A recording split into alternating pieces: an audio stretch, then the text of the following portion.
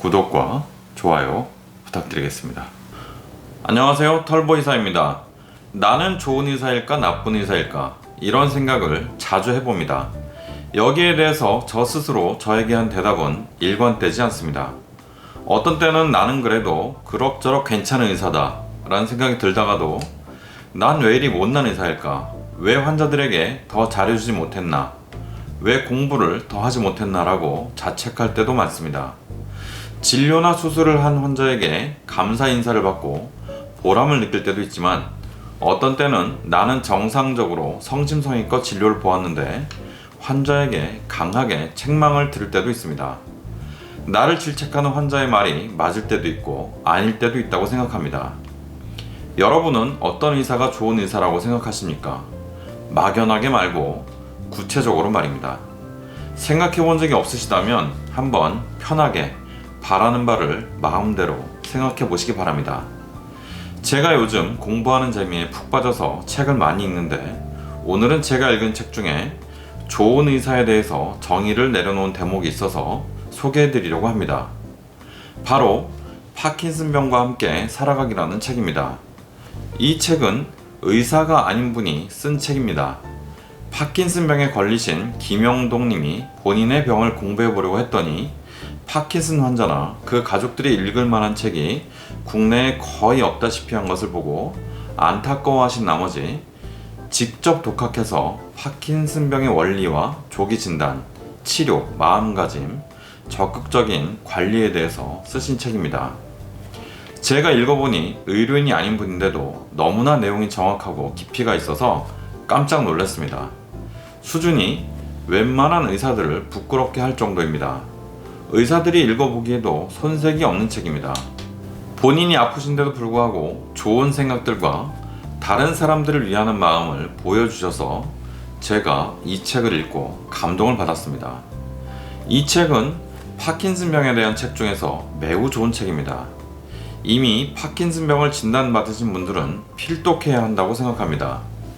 아직 진단은 안 받았는데 내가 손도 떨고 동작도 느려지고 기운도 쭉 빠지고 걷는 것이 힘들다면 혹시 파킨슨병일 수도 있기 때문에 병원에도 꼭 가보시고 이 책도 읽어보시기 바랍니다.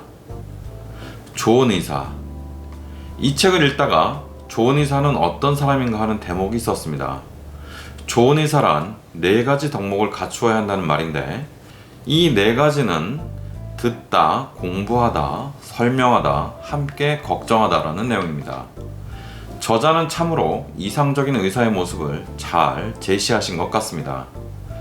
좋은 의사의 4가지 덕목을 현실에 비추어서 하나씩 살펴보겠습니다. 먼저 듣다에 대해서 말씀드리면요. 이 책에서 저자는 듣다를 환자가 전해주는 병의 증상과 경과에 대해서 관심을 갖고 귀를 기울이는 것이라고 정의하고 있습니다.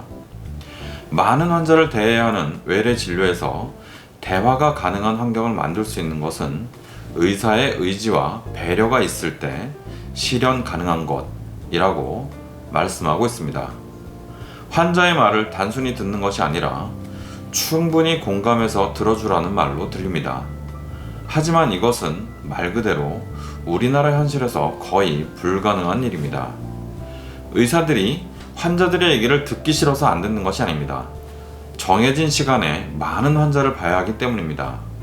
필자가 얘기하는 것처럼 들으려면 현실적으로는 어렵고 의사의 의지와 배려가 있을 때 실현 가능하다라고 했는데 특정 환자를 위해서 의지를 가지고 배려할 수는 있지만 모든 환자에게 배려해주는 것은 당연히 불가능합니다.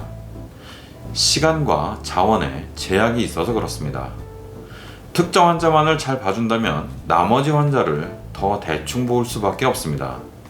다른 환자에게 피해가 가는 것입니다. 현실적으로는 많은 다른 환자를 희생해야 일부 환자에게 시간을 배려할 수 있다는 것이죠. 모든 환자가 충분히 만족할 정도로 잘 듣는다는 것은 의지와 배려만으로 될 수 있는 부분은 아닙니다. 저는 결국 이 부분이 가능하려면 의사의 의지와 배려가 아니라 의사의 희생이 있어야 한다고 생각합니다. 어떤 상황에서든 여건이 바뀌지 않는 상태라면 뭔가를 개선하기 위해서는 누군가의 희생이 필요할 수밖에 없습니다. 특정 직군이나 회사의 무조건적인 희생은 현실적으로는 어려운 일입니다. 의사들과 병원도 마찬가지입니다. 공부하다라는 말에 대해서 저자는 빠르게 발전하고 있는 병의 치료법에 대해서 항상 공부해야 한다. 병에 대해서 치료제가 다양하고 선택지가 많을 수 있기 때문에 치료 방침에 따라서 환자마다 가장 잘 맞는 약의 종류 및 복용 방법을 선택해야 한다. 그렇기 때문에 의사는 언제나 최신 지식에 대해서 잘 알고 있어야 한다고 얘기하고 있습니다. 당연히 맞는 말씀입니다. 나를 믿고 오는 환자들 위해서 항상 공부하고 연구해야 합니다. 그렇지만 현실은 부끄러운 얘기지만 의사가 되거나 전문의가 된 후에 공부와는 아예 담을 쌓는 경우가 많습니다. 저도 그런 적이 종종 있습니다. 이 점에 대해서 진심으로 반성합니다. 앞으로 더 열심히 공부해서 환자들에게 불이익이 없도록 하겠습니다. 설명하다라는 말에 대해서 말씀드리겠습니다. 의사는 환자와 가족에게 설명할 때 자신의 전문 지식과 비교적 알기 쉬운 가정의학서를 활용해서 설명하면 환자의 병에 대한 이해가 높아지는 것 외에 환자와 의사 사이에 신뢰관계가 이루어질 수 있다라고 책에서 기술하고 있습니다. 하지만 현실적으로 진료실에서 차분하게 앉아서 병에 대해서 아무런 지식도 없는 환자에게 자세히 그리고 납득할 수 있을 때까지 조곤조곤 시간을 들여서 얘기할 수 있지가 않습니다. 저도 제 자신이 진료를 받으러 가보면 교수님이 정말 너무 바빠서 할 말을 저절로 최대한 아끼게 되고 특별한 것이 없으면 그냥 빨리 진료실을 나오게 됩니다. 이것저것 물어보고 답변을 듣기가 상당히 어렵습니다. 저자가 제시하는 방향은 우리가 가야 할 방향이긴 하지만 현재로서는 저자가 말하는 수준의 설명은 불가능합니다. 저는 그래서 진료실에서는 짧게 핵심만 얘기하고 질병에 대한 자세한 설명은 미리 설명을 올려놓은 유튜브를 참고하라고 많이 하는 편입니다. 함께 걱정하다라는 것은 의사가 환자의 병을 자신의 가족의 병인 것처럼 걱정해 주는 것이며 의사는 환자와 함께 한다는 마음가짐을 가져야 한다라고 저자는 말하고 있습니다. 전적으로 동의합니다. 대부분의 의사들은 그러려고 기본적으로 노력하죠. 하지만 의사라는 것은 환자들에게 병을 진단하는 사람이고 이것은 어찌 보면 멀쩡한 사람에게 병을 선물하는 것과 같습니다. 이 병이 중병이나 불치병, 시한부일 수도 있습니다. 걱정해주는 마음이 오히려 객관성을 떨어뜨리고 환자에게 해가 될 수 있습니다. 의사가 마음의 평정을 잃으면 큰 병을 얻게 되어서 엄청난 혼란에 빠진 환자와 환자 가족에게 치우치지 않는 정확한 정보를 전달하기 어렵고 의학적 판단을 잘못할 수가 있습니다. 우리 의사들은 사실 환자에게 엄청난 일을 얘기할 때는 감정에 치우치지 않고 냉정해지도록 반복해서 훈련을 받았습니다. 그래서 환자나 가족들이 볼 때는 의사들이 무시무시한 말을 하면서도 환자들에게 감정적으로 공감하지 못하고 한없이 냉정하게 행동하는 것처럼 보일 수 있습니다. 대부분의 의사들은 속마음은 따뜻합니다. 저도 악성 뇌종양이나 기타 중병을 진단하고 설명할 때 속으로는 정말 안타깝지만 겉으로는 아무런 감정을 드러내지 않으려고 정말 많이 노력합니다. 우리나라에서 의사로 산다는 것은 환자와 이상적인 관계로 지내는 것이 현실적으로 매우 어렵습니다. 진료 관련된 수가가 병원 운영비에 비해서 턱없이 모자라고 그러다 보니 많은 의사를 채용할 수가 없고 따라서 환자 1인당 진료 시간이 많이 모자랍니다. 법으로 환자 1인당 진료 시간을 강제적으로 지정하려고 하는데 현실적으로는 불가능합니다.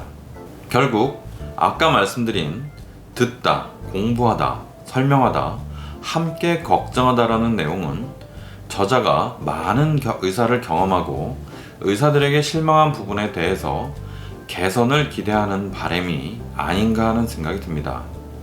저는 솔직히 이 네 가지 중에서 한 가지만 갖추어도 좋은 의사라고 생각합니다.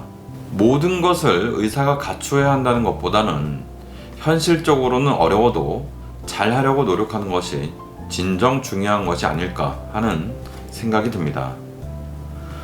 털보 의사는 원래 까칠하고 예민한 외톨이형 대인 기피 성향의 성격이었습니다. 그래서 저는 평생을 연구소에 틀어박혀서 연구만 하려고 생각했었죠. 저는 모난 성격이기에 처음에 환자를 대하기가 매우 어려웠습니다. 그래서 더 노력했는지도 모르겠습니다. 환자를 잘 대하기 위해서 이런저런 노력을 정말 많이 했습니다. 의사 환자 관계가 아닌 사람 사이의 기본적인 소통부터 살폈고, 특히 우리나라의 의료 현실상 어쩔 수 없는 제한된 진료 시간에 대해서 극복하려고 노력을 많이 했습니다. 그래서 된 게 지금 이 정도인데 어떨지 모르겠습니다. 제가 진료를 잘 보기 위해서 했던 일을 간략히 말씀드리겠습니다.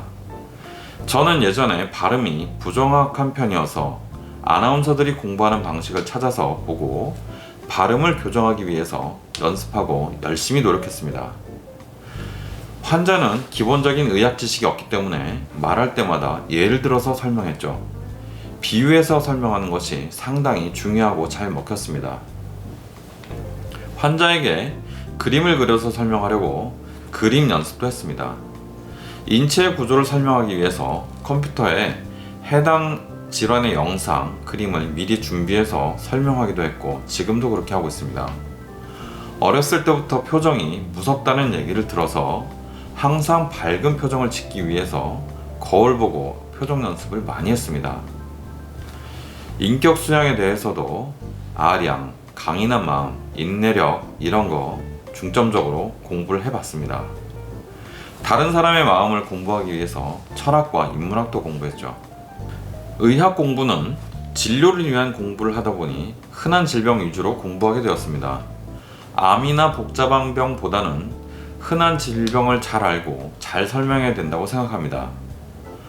환자에게 아무리 진료실에서 정성 들여서 설명해도 모든 설명을 잃어버리는 환자들이 상당히 많습니다.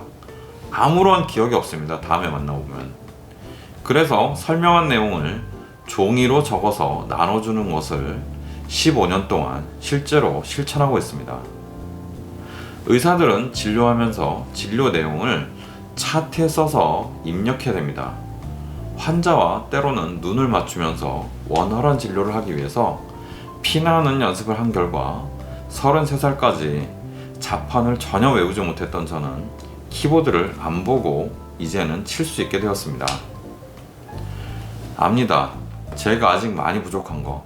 하지만 지금의 저는 그래도 나름 여태껏 노력한 결과입니다.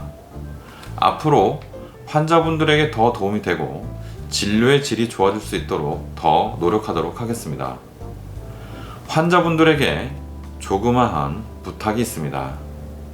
환자분들은 아프기 때문에 여러모로 힘든 것을 알고 있습니다.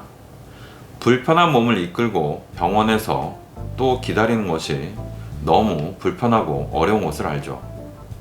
하지만 병원에는 절차가 있고 순서대로 기다리는 것은 다른 사람들이 있기 때문에 또 기다려야 하는 것이 사실입니다.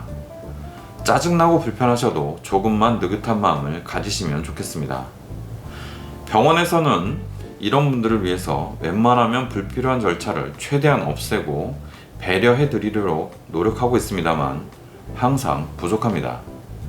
새로 개정된 법에서는 개인정보보호법에 의해서 대리처방이라든지 진료기록부의 복사는 아주 특수한 경우, 환자가 와상 상태라든지 전혀 올 수 없는 경우를 증명하는 경우 외에는 본인 위에는 절대 할 수가 없습니다. 과거에는 아는 분이면 그냥 해드렸었죠. 의료보호 환자는 1차 의료기관에서 의뢰서가 없으면 진료가 안 되는 점도 있습니다. 병의원에 있는 거의 대부분의 의사들은 보험사의 편도, 나라의 편도 아니고 오롯이 환자의 편을 들려고 노력합니다. 혹시 보험사의 편을 들 가능성은 매우 적기 때문에 오해하지 말아주셨으면 합니다. 의사 중에는 못된 의사도 있지만 더 좋은 의사가 되기 위한 노력을 항상 하고 있는 의사들도 정말 많습니다. 이 책에서 바람직한 좋은 의사상으로 제시한 4가지 듣다, 공부하다, 설명하다, 함께 걱정하다라는 내용은 개인의 노력으로는 어렵습니다. 제도와 여건이 뒷받침돼야 할 수 있는 내용이죠. 그 내용을 잘 기억하고 우리 의사들이 조금이라도 실천할 수 있도록 노력해야 한다는 것에는 적극 공감하고 있습니다. 다각도로 검토해서 지속적으로 개선하도록 하겠습니다. 경청해 주셔서 감사합니다. 지금까지 털보의사였습니다.